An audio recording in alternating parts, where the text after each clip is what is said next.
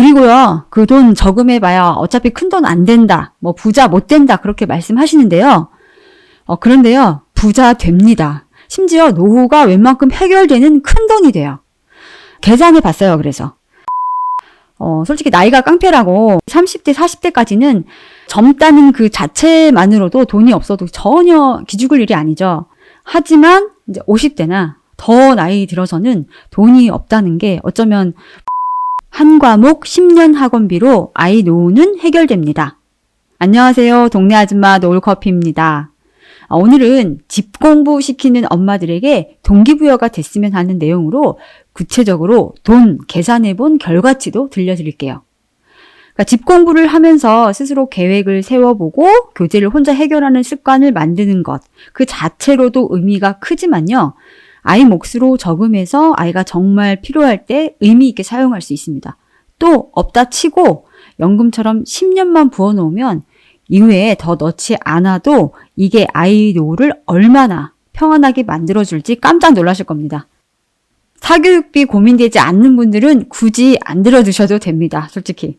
대신 저같이 경제적으로 어렵게 시작해서 미래를 열심히 준비해야 하는 분들은 꼭 들어주시길 바라요.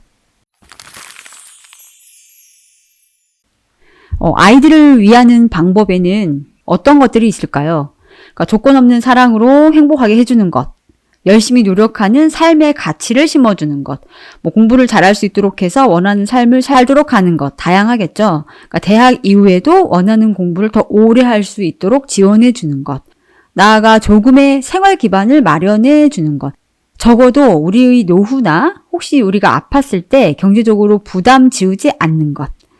그러니까 이렇게 생각이 다르고 다들 목표가 다르시겠죠. 그러니까 다 해줄 수 있다면 얼마나 좋겠어요. 하지만 경제적 한계로 그럴 수가 없다면 선택을 해야겠죠. 저학년 공부부터 경제적으로 최대한 돕다가 나중에는 조금 도움을 줄이거나 지금은 최대한 아껴보고 나중에 필요할 때 주거나 다 하실 수 있는 분들은 다 하시면 좋고요. 저는 반지하 단칸방에서 신혼을 시작했다고 했었죠. 그것도 제가 벌어서 직접 마련한 전셋집이거든요. 그러니까 혼자 살던 그 집에서 그냥 결혼식 올린 참 낭만적인 스토리의 주인공입니다. 얼마나 좋아해야 그럴 수 있었던 건지 지금은 도대체 이해가 되질 않아요. 아무튼 그때는 그랬습니다. 그러니까 결혼 초반 한동안은 정말 너무 힘들었어요. 보통 도움을 받아 시작하는 집은 살면서도 도움을 받는데 그러니까 어렵게 시작하는 집은 보통 살면서 도움을 드릴 일이 더 많아요. 그러니 제가 대충 살다 보면 우리 애들도 나이 들어서 나처럼 똑같이 살게 되리란 생각이 들었어요. 그러니까 어떤 것보다 사실 그 생각이 가장 큰 고통이었죠. 그러니까 공부를 잘했으면 하는 것 이상으로 가난하게 살지 않았으면 하는 생각이 간절했습니다. 하고 싶은 건 적당히 하면서 살길 바라니까요. 그런데 경제 상황이 나아지려면 다른 방법이 없습니다. 소득을 늘린다, 지출을 줄인다. 그러니까 이때 이게 엔드 조건입니다. 5월이 아니라. 아무리 지출을 줄여도 소득이 적으면 어려울 수 있지만 더 중요한 건 아무리 소득이 많아도 지출이 또 같이 많다면 그것도 소용이 없어요. 그러니까 지출을 제어하지 못하면 정말 고소득 아니고서야 원하는 경제 상태를 원하는 시기에 만들기 어렵습니다. 이건 정말 팩트입니다. 그래서 지출을 줄여야 하는데 저는 이제 그동안도 구질구질하게 막 절약하면서 살던 삶이라 더 줄일 것이 나오지를 않더라고요. 그래서 꼭 학원을 가야 한다면 학원을 가야 하는 그 시기 전까지라도 학원비를 안 들이고 비슷한 학력 수준으로 만들어보자. 그러니까 공부를 중요하지 않다고 하는 게 절대 아니에요. 힘들게 돈을 아껴가면서 하자는 것이죠. 그래서 집 공부를 시켰고 이렇게 그 지난 시간들을 떠들고 있는 거죠. 그런데 이제 보통 집들은 그런 이제 큰 고민도 없이 이제 무조건 학원 먼저 알아보십니다. 그러면서 이제 돈 걱정하는 이제 결론까지 이어지면 정말 안타까워요. 저 하는 걸 보면서 이제 뭐하러 그렇게까지 이런 생각이 드시는 분들은 사정이 나으신 겁니다. 정말 어려운 분들은 간절한 마음으로 지금 집 공부 시키고 계실 거예요. 저도 젊은 시절에 이제 고생한 덕에 솔직히 지금은 밥은 먹고 살지만 힘든 30대, 40대를 정말 응원하고 싶습니다. 그러니까 학원비를 아껴서 경제 상황에 여유를 만들고 아이 공부는 집 공부 시키면서 이제 스스로 할 수 있는 기본기를 장착시켜 주세요. 장기적으로 아이에게도 훨씬 더 좋은 선택입니다. 아끼다가 꼭 필요한 때에 고등에 그때 보내셔도 되거든요. 그리고요, 그 돈 저금해봐야 어차피 큰 돈 안 된다, 부자 못 된다, 그렇게 말씀하시는데요. 그런데요, 부자 됩니다. 심지어 노후가 웬만큼 해결되는 큰 돈이 돼요. 계산해 봤어요, 그래서. 제가 이제 계산기를 이렇게 두드릴 필요도 없이 그 네이버에 보면 연금 계산기가 있어요. 그 중에 이제 NH증권에서 나온 것으로 계산해 본 것입니다. 한 달에 이제 100만 원도 아니고, 한 과목만 줄여서 50만 원을, 그러니까 만 7세부터 만 16세까지. 그러니까 고등에 가서는 학원을 보내시면 되고, 그냥 초등, 중등 시기 10년만 연 5% 수익률로 연금 계좌에 굴리면요. 10년 이후 더 넣지 않더라도 그 돈으로 60세부터 100세까지 매월 299만 원을 받게 됩니다. 이게 연금 개시 후에 이제 3% 수익률로 낮춰서 굴린다고 가정해도 매달 226만 원이나 나와요. 이게 한두 해가 아니고 60세부터 100세까지 40년입니다. 물가 상승분을 고려하면 그 돈이 실질적으로 더 작은 돈일 수도 있지만 어른이 돼서 이제 소득공제 받을 만큼 조금만 더 넣으면 훨씬 더 많이 받을 수 있겠죠. 꼭 이렇게 하시라는 말씀은 당연히 아닙니다. 그저 아이들 어린 시절의 돈이란 게 복리를 생각하면 이렇게 큰 금액이라는 것을 예로 말씀드리는 거예요. 사실 30만 원이든 50만 원이든 매달 생활비 들어갈 일이 투성인데 학원비를 이렇게 딱 따로 떼서 없는 돈으로 생각한다는 게 얼마나 어려워요. 그러니까 저도 사는 게 어려우니까 그렇게는 못했고, 저도 그저 예금했고 모아지면 그냥 투자한 것을 성인이 돼서 이제 조금 증여를 한 겁니다. 사실 있는 집에서야 그것도 증여냐, 명의만 더럽혔다 하실 내용이지만 제 기준엔 그래도 큰 돈이거든요. 요즘은 근데 이제 이렇게 나중에 한 번에 증여하지 않고 미리미리 이제 증여하는 게 유행이잖아요. 그러니까 매달 그 만나는 지인 동생이 아이가 초등 고학년인데 이미 이제 상당히 끝내뒀더라고요.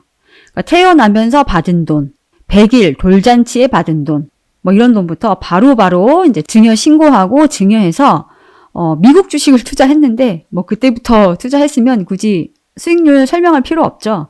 아주 상당한 액수더라고요.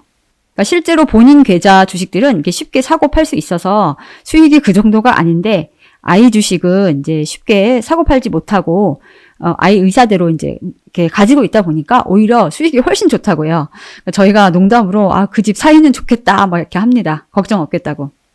워킹맘의 경우는 이제 어쩔 수 없이 이제 학원에 가야 하는 경우도 있겠죠. 하지만 이제 경제 상황이 그리 좋지 못한데 전업맘이시면 저학년에 이제 무조건 학원행은 아닌 것 같아요. 아이 가르치기 힘들다 하시는데요. 저는 고등학교만 나오셨으면 초등 교재 봐주실 수 있다고 생각하는 사람이에요. 그러니까 어차피 학교에서 선생님께 배우고 있고 요즘에 다양한 앱이나 이제 도움받을 프로그램이 많잖아요. 저도 국영수가 어떤 과목도 전공한 사람이 아니지만 공부해서라도 가르칠 수 있었거든요. 그러니까 모든 과목도 아니고 본인이 할 수 있겠다 하는 과목이라도 꼭 해보셔요. 장기적으로 아이를 이해하고 도움을 주는데 훨씬 좋습니다. 학원을 보내도 엄마가 어느 정도 알고 있어야 효과가 크고요. 전업만 무시한다고 하시면 어쩔 수 없지만요. 솔직히 워킹맘이 주는 그 자극만큼은 전업 하시면서도 좋은 영향 주시려고 더 노력하셔야 한다고 생각합니다. 얼마 전에 그 TV에서 5060 그 노후 이야기를 다룬 프로그램을 봤어요. 그러니까 실직 후에 준비되지 못한 노후가 얼마나 힘든 건지 그 현실을 다룬 이야기였죠. 그러니까 저도 50대니까 주변 이렇게 친한 분들이 50대, 60대가 많고 조금 더 현실적인 얘기를 듣게 되는데요. 막연하다, 어렵다 정도가 아닙니다. 정말 막막해요. 솔직히 나이가 깡패라고 30대, 40대까지는 젊다는 그 자체만으로도 돈이 없어도 전혀 기죽을 일이 아니죠. 저는 30대에는 그렇게까지 해야 하나 하게 살았거든요. 하지만 전혀 부끄럽지도 않았고 후회되지도 않아요. 하지만 이제 50대나 더 나이 들어서는 돈이 없다는 게 어쩌면 부끄러울 수 있겠다 생각이 듭니다. 그러니까 아이들 어릴 때 공부 안 하면 나중에 커서 후회한다 하시죠. 이런 것처럼 젊을 때 더 모으지 않으면 나이 들어 후회하십니다. 현실을 외면하시면 안 돼요. 저는 이제 중등 때까지는 집에서 해보다가 고등이 되면 필요할 때 더 보내야지 생각을 했었어요. 그런데 고등에는 오히려 혼자 하던 습관으로 이제 아이들이 더 주도적이 되더라고요. 제가 설득해도 학원 안 가겠다고 하던 아이들이라서요. 그러니까 성인이 된 지금은 대부분의 일들을 이제 알아서 계획 세우고 스스로 잘 합니다. 너무 편해요. 그러니까 돈을 아끼려던 제 생각과 혼자 공부하는 시간이 많아야 도움이 된다는 아이들 생각이 이제 잘 맞은 결과죠. 물론 지금도 꼭 필요한 때 학원을 이용하는 것 필요하다고 생각합니다. 저는 그럴 때만 이용하시면 좋을 것 같아요. 그리고 조금 더 젊을 때 고생하시고 나이 들어서는 그래도 조금 더 여유를 가져보세요. 간절하게 준비를 하시기 바랍니다.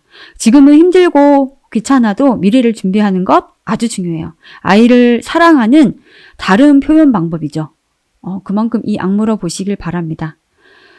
지나친 오지랖으로 이제 왕꼰대로 등극하겠지만 경제적으로 힘든 가정을 응원하는 마음만은 진심입니다. 이해해 주실 거라고 믿어요. 그리고 노력하는 만큼 분명히 잘 되실 겁니다. 아시겠죠? 오늘은 여기까지 하겠습니다. 다음에 또 만나요. 안녕.